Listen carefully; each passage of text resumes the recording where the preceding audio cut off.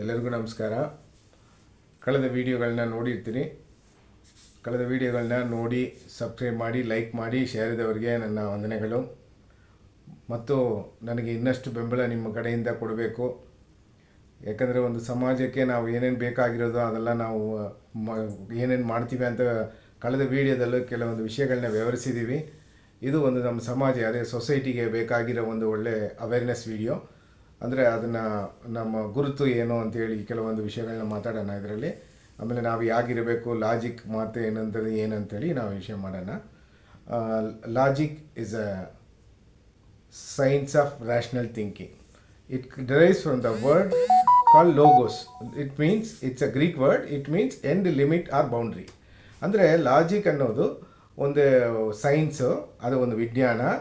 ಯಾವ ರೀತಿ ನಾವು ಒಳ್ಳೆ ರೀತಿಯಲ್ಲಿ ನಾವು ಯೋಚಿಸಬೇಕು, ಆಲೋಚಿಸಬೇಕು ಅನ್ನೋದು ಅದ್ರ ಬೇಸ್ ಆಗಿ ಫಸ್ಟು ಅಂದರೆ ಅದು ಮಾತಿನ ಬಗ್ಗೆ. ಅದಕ್ಕೊಂದು ಮುಕ್ತಾಯ ಅಲ್ಲದು ಒಂದು ಅಂದರೆ ಎಂಡ್ ಮಾಡೋದು, ಒಂದು ಮುಕ್ತಾಯ ಮಾಡೋದು, ಒಂದು ಯಾವ ರೀತಿ ಮಾತಾಡೋದು ಅಂತೇಳಿ ಒಂದು ಸಮಾಜದಲ್ಲಿ ನಾವು ಪಾಲಿಸಿದರೆ ಆ ಮಾತನ್ನು ನಾವು ಹೆಚ್ಚಿನವಾಗಿ ನಾವು ಕೆಲವು ಟೈಮಲ್ಲಿ ಕೋಪದಿಂದ ಮಾತಾಡುವಾಗ ಯಾವ ರೀತಿ ಮಾತಾಡಬೇಕು ಅಂತ ಈ ವಿಷಯಗಳನ್ನ ನಾವು ಆಲೋಚಿಸ್ಕೊಂಡ್ರೆ ನಮಗೆ ಸಮಾಜದಲ್ಲಿ ನಾವೆಲ್ಲ ಒಗ್ಗಟ್ಟಾಗಿರೋಕ್ಕೆ ಒಂದು ಸಂದರ್ಭವನ್ನು ಕೊಡುತ್ತದೆ. ಅದಕ್ಕೋಸ್ಕರ ಈ ಮಾತು ವಿಷಯದನ್ನು ಈ ಲಾಜಿಕನ್ನು ಕೆಲವು ಉದಾಹರಣೆಗೆ ಹೇಳ್ತಾರೆ. ಅವರು ಎಷ್ಟು ಲಾಜಿಕ್ಕಾಗಿ ಮಾತಾಡ್ತಾರೆ, ಇವರು ಎಷ್ಟು ಲಾಜಿಕ್ಕಿಂದ ಇರ್ತಾರೆ, ನಡ್ಕೊಡ್ತಾರೆ ನೋಡಿ ಅಂತೇಳಿ ಎಲ್ಲ ನಮ್ಮ ಸಮಾಜದಲ್ಲಿ ಮಾತಾಡ್ಕೊತೀವಿ. ಇದೆಲ್ಲ ಒಂದು ಉದಾಹರಣೆ. ಅದು ಒಂದು ನಾವು ಯಾವ ರೀತಿ ನಡ್ಕೋಬೇಕು, ಯಾವ ಕಟ್ಟಕ್ಕೆ ಏನು ಮಾತುಗಳನ್ನ ಮಾತಾಡಬೇಕು, ಯಾವ ರೀತಿ ನಡ್ಕೋಬೇಕು ಅನ್ನೋದನ್ನ ನಾವು ಈ ಮಾತಲ್ಲಿ ನೋಡಿದ್ದೀವಿ. ನೆಕ್ಸ್ಟ್ ನಮ್ಮ ಐಡೆಂಟಿಟಿ ಅಂದರೆ ಈ ಸೊಸೈಟಿಯಲ್ಲಿ, ಈ ಸಮಾಜದಲ್ಲಿ ನಾವು ಪ್ರತಿಯೊಬ್ಬರು ಒಂದು ಗುರುತು. ಅಂದರೆ ಈ ಸಮಾಜ ಮುಂಚೆ ಥರ ಇಲ್ಲ. ಅಂದರೆ ಕೋವಿಡಲ್ಲಿ ನಾವು ಬೇರೆ ಥರ ಬದಲಾವಣೆಯಾಗಿ ನಾವು ನಮ್ಮನ್ನ ಬದಲಾಯಿಕೊಂಡು ಈ ಬಾಳಿಕೆಯನ್ನು ನಡೆಸಬೇಕಾಗಿತ್ತು. ಅದೇ ಥರ ಡಿಮಾನಿಟೈಸೇಷನಿಂದ ಕೆಲವೊಂದು ವಿಷಯಗಳನ್ನ ನಾವು ಬದಲಾಯಿಸ್ಕೋಬೇಕಾಗಿತ್ತು. ಒಂದು ಸಮಾಜವನ್ನು ಬದಲಾಯಿಸಬೇಕಾದ್ರೆ ಭಾಳ ಕಷ್ಟ ಇದೆ.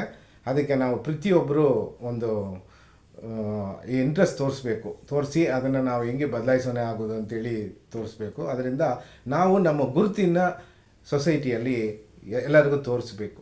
ಅಂದರೆ ನಮ್ಮ ಮಕ್ಕಳಿಗೆ, ಎಸ್ಪೆಷಲಾಗಿ ನಮ್ಮ ಮಕ್ಕಳನ್ನ ಈ ಅವ್ರನ್ನ ಗುರುತನ್ನು ಏನಂತೇಳಿ ನಾವು ಕಂಡುಹಿಡಿದು ಅವ್ರನ್ನ ಸೊಸೈಟಿಯಲ್ಲಿ ಮುಂದುವರಿಸಬೇಕು. ಅವರ ಗುರಿಗಳನ್ನ ಅಚೀವ್ ಮಾಡೋಕ್ಕೆ, ಅಂದರೆ ಅವ್ರ ಗುರಿಗಳನ್ನ ಗೆಲ್ಲಕ್ಕೆ ನಾವೆಲ್ಲ ಒಳ್ಳೆ ಬೆಂಬಲ ಕೊಡಬೇಕು. ಅವರಿಗೆ ಒಳ್ಳೆ ರೀತಿ ಬೆಳೆಸಿ ಅವರಿಗೆ ಒಳ್ಳೆ ಇದನ್ನು ತರಬೇಕು. ಅಂದರೆ ಅವ್ರ ಮನಸ್ಸಲ್ಲಿ ನಾವು ಒಂದು ಬಿತ್ತನೆಯನ್ನು ಹಾಕಬೇಕು. ಒಂದು ಸೀಡಿಂಗ್ ಅಂತ ಮಾಡಬೇಕು. ಒಂದು ಬಿತ್ತನೆ ಹಾಕಿದ್ರೆ ಅದು ಚೆನ್ನಾಗಿ ಬೆಳೀತದ ಅಂತ ನೋಡಬೇಕು.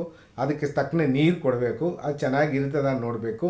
ಮತ್ತು ಸೀಡಿಂಗ್ ಆದ ಮೇಲೆ ವೀಡಿಂಗ್ ಅಂದರೆ ಕಳೆಗಳನ್ನ ತೆಗೆಯೋದು. ಸುತ್ತಮುತ್ತ ಇರುವ ಕಳೆಗಳನ್ನ ತೆಗೆದರೆ ಮಾತ್ರ ಆ ಗಿಡ ಅನ್ನೋದು ಚೆನ್ನಾಗಿ ಬೆಳೆದು ಅದು ಮೇಲಕ್ಕೆ ಬಂದು ಇದಾಗುತ್ತೆ. ಸೊ ಇದನ್ನು ಈ ರೀತಿ ಅವರ ಹತ್ರ ಏನು ಒಂದು ಕಲೆ ಬೆಳೀತದ, ಅಥವಾ ಅಂದರೆ ಕಲೆ ಅಂದರೆ ಒಂದು ಕೆಲವೊಂದು ಡ್ಯಾನ್ಸು, ಕೆಲವು ಸಾಂಗ್ಸು, ಕೆಲವು ರೈಟರ್ಸು ಅವರಲ್ಲಿ ಏನು ಕಾಣುತ್ತೆ ಅಂತ ಹೆಂಗೆ ಗೊತ್ತಿರೋದಂದರೆ 3 ಥರ ಜನಗಳಿಂದ ನಿಮಗೆ ಗೊತ್ತಾಗುತ್ತೆ. ಮೊದಲನೇದು ತಾಯಿ ತಂದೆ, ಪೇರೆಂಟ್ಸು. ಎರಡನೇದು ಅವರು ಜಾಸ್ತಿ ಸ್ಪೆಂಡ್ ಮಾಡುವ ಒಂದು ಜಾಗ, ಸ್ಕೂಲು, ಶಾಲೆಗಳಿಂದ ಟೀಚರ್ಗಳ ಮುಖಾಂತರ ಗೊತ್ತಿರ್ತದೆ. ಅವರು ನಮ್ಗೆ ಹೇಳ್ತಾರೆ, ಪೇರೆಂಟ್ಸ್ ಟೀಚರ್ ಮೀಟಿಂಗೇನು ಹೋದಾಗ ಹೇಳ್ತಾರೆ, ಇವ್ರು ಚೆನ್ನಾಗಿ ಬರೀತಾನೆ, ಚೆನ್ನಾಗಿ ಮಾತಾಡ್ತಾನೆ, ಇವನ ಡಿಬೇಟಲ್ಲಿ ಪಾಲಿಸ್ಬೋದು, ಇಲ್ಲ ಗೇಮ್ಸ್ ಆಡ್ತಾನೆ, ಮತ್ತು ಒಳ್ಳೆ ಕ್ರಿಕೆಟ್ ಆಡ್ತಾನೆ ಅಂತೆಲ್ಲ ಹೇಳ್ತಾರೆ. ಅವ್ರಿಗೆ ಆ ಒಳ್ಳೆ ರೀತಿಯಲ್ಲಿ ಹೆಂಗೆ ಅಚೀವ್ಮೆಂಟ್ ಮಾಡೋದು ಅಂತೇಳಿ ನೀವು ಈ ರೀತಿ ಒಂದು ಕಂಪ್ಯಾರಿಸನ್ನ ಮಾಡಿಕೊಂಡು ಅದ್ರ ಬಗ್ಗೆ ತಿಳುವಳಿಕೆ ಮಾಡಿಕೊಂಡು ಮಕ್ಕಳನ್ನ ಬೆಳೆಸ್ಕೊ ಹೋದರೆ ಚೆನ್ನಾಗಿರುತ್ತೆ. ಸೊ ಅವರು ಅಂತಿಲ್ಲ, ಅವರೂ ಈ ಸಮಾಜದಲ್ಲಿ ಕನಸು ಕಾಣಬೇಕು. ಕನಸು ಕಂಡ್ರೆ ಮಾತ್ರ ಇದನ್ನೆಲ್ಲ, ಈ ಗುರಿಗಳನ್ನ ಅವರು ಅಚೀವ್ ಮಾಡೋಕ್ಕೆ ಸಾಧ್ಯ. ಆ ಕನಸು ಕಾಣಬೇಕು. ಕನಸು ಕಂಡುವಾಗ ನಾವು ಅವ್ರಿಗೆ ಈ ಥರ ರೀತಿ ಬೆಂಬಲಗಳನ್ನ ಕೊಟ್ಟು ಅವ್ರನ್ನ ಮುಂದೆ ಒರೆಸೋಕ್ಕೆ ನಾವೆಲ್ಲ ತಯಾರಾಗಿರಬೇಕು. ಯಾಕಂದರೆ ನಾನು ಹೇಳಿದಂಗೆ ಈ ಕಾಲ ಮುಂಚೆ ಥರ ಇಲ್ಲ. ಇದು ಸ್ವಲ್ಪ ತುಂಬ ಕಷ್ಟವಂತ ಕಾಲಗಳು.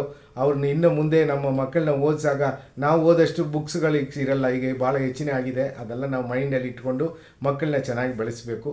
ಅದೇ ರೀತಿ ನಾವು ಈಗ ಮಾತುಗಳ ಬಗ್ಗೆ, ಐಡೆಂಟಿ ಬಗ್ಗೆ, ಅವ್ರ ಗುರಿಗಳ ಬಗ್ಗೆ ಮಾತಾಡುವಾಗ ನಾವು ಅವ್ರನ್ನ ಕರೆಕ್ಷನು ಕೂಡ ಮಾಡಬೇಕು.